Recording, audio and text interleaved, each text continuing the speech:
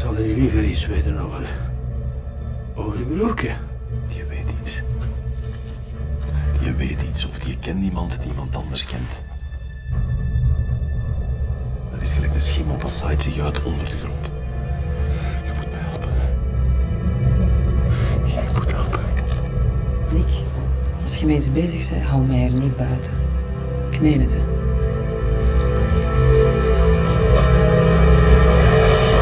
Ik weet hoe ver dat je altijd gaat. Binnenkort zult je de zuivere waarheid kennen.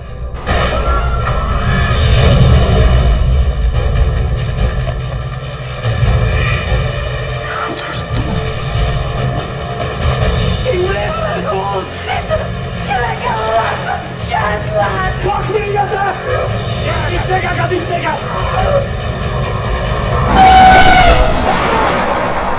Ik maak het kapot! Soms heb ik schrik van u. What's up, everyone? This is Kyle with the Horror File, coming back for another review. Today I'm doing a review of a movie that I was nice enough, that they were nice enough to send over at Artsploitation. This movie is called The Treatment. This is a 2014 movie that was released by Artsploitation. This is a Belgian movie, so it's Dutch language with English subtitles. This movie is very, very interesting. It's not much of a horror movie per se. There are horror aspects to this movie, but it is considered it's a Belgian murder mystery movie is what it's labeled as. So it's very, very different. I mean, if you're into like suspenseful thrillers, this definitely would be a movie I would recommend picking up. But this movie is based on a novel by Mo Hayder, a Belgian author. This movie was based off of the novel he wrote called The Treatment. Little interesting fact about this, about Artsploitation's release of this, before I get into the synopsis. This Blu-ray is limited to 500 copies, so if you like my review and you like the movie, definitely recommend hitting up Artsploitation, going over to their page, and picking up a copy of this movie. So to kind of start out, this movie's main character, which is on the front there, his name is Nick. He's a police investigator. Movie pretty much starts out when you first turn it on. You see some little kids playing by some train tracks, and then it looks like somebody picks one up and walks away. So he's a police investigator. When he was younger, his brother got abducted and murdered, and he still somewhat believes that the murderer is out there. So he starts to become a police investigator. So that's what his profession is.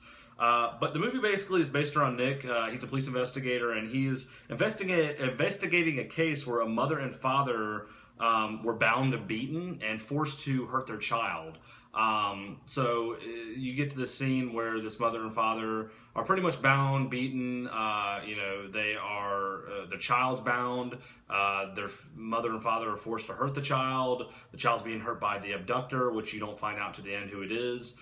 He's investigating this case, and he also realizes there's similar cases to this that are happening around the area. So he's getting suspicious. He starts to kind of reach out and look at other cases that are similar to this because he thinks the same person may be doing it. He also thinks that the same person could be the guy that abducted his brother.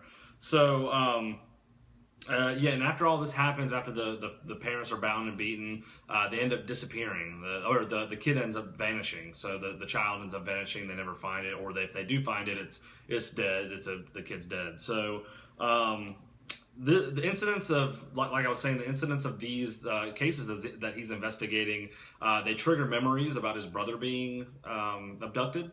So he kind of, starts thinking about his brother and what would he do if this was a case of his brother, and he kind of takes the case as personal, which I would too if I was in that situation. I mean, you kind of got to.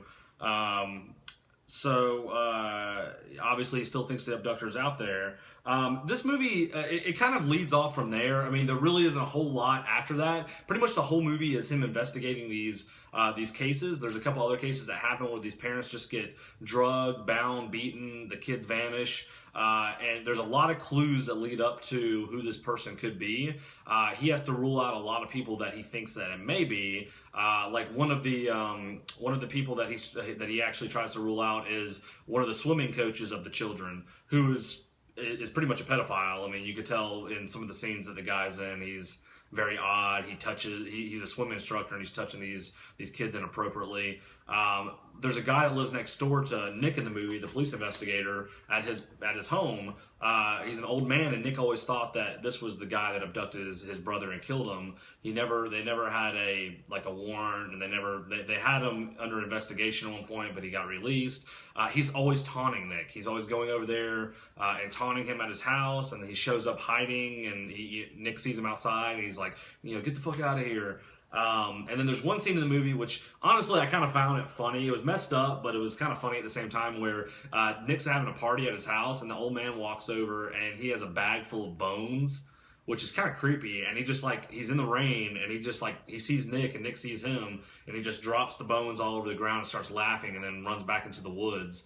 And they later find out that they were pig bones. They weren't human bones. But the movie kind of progresses there. You'll find out in the movie, Nick does confront the guy that lives next door.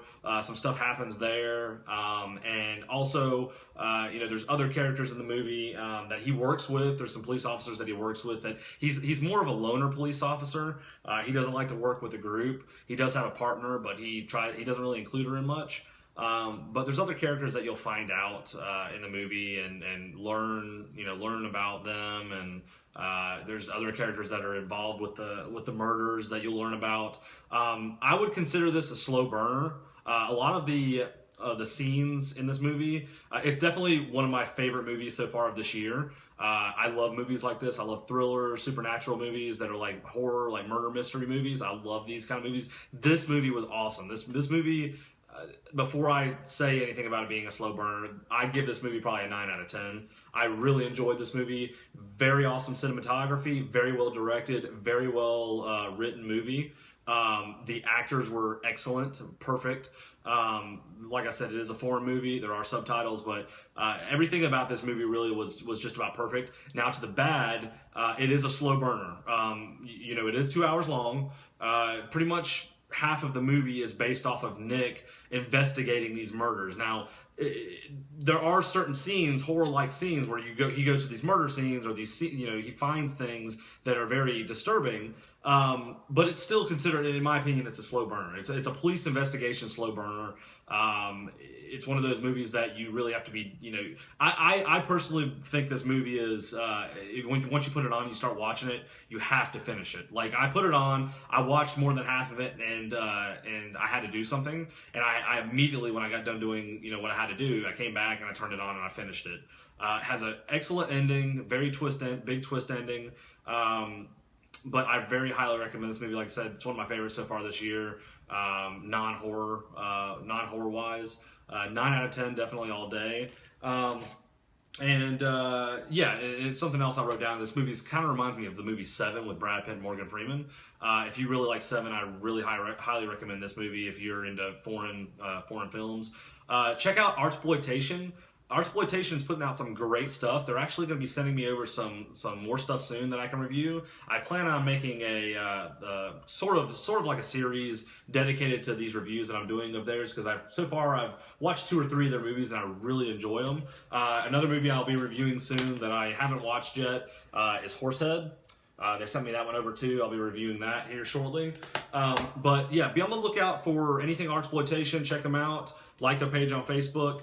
In the meantime, guys, I appreciate you guys watching my reviews. You guys are awesome, and I really appreciate everything. Like and subscribe to like this video, subscribe to my page, put the word out that I'm doing these reviews, and I'm starting some series. I've already started a Tartan Asian Extreme series. If you guys haven't seen it, check it out. Basically, me reviewing some Asian horror movies. I will be starting here shortly, hopefully within the next week, a disturbing movie series. I really want to start that one because I have a lot of movies that I'd like to cover on that. I think I'm going to start it with Inside. I really enjoyed Inside.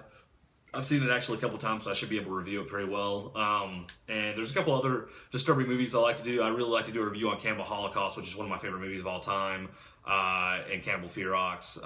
And you know, there's a bunch of other movies. If you guys have any suggestions, leave them below. Let me know what you thought of this video, what you thought of this review. Until next time, peace. See ya.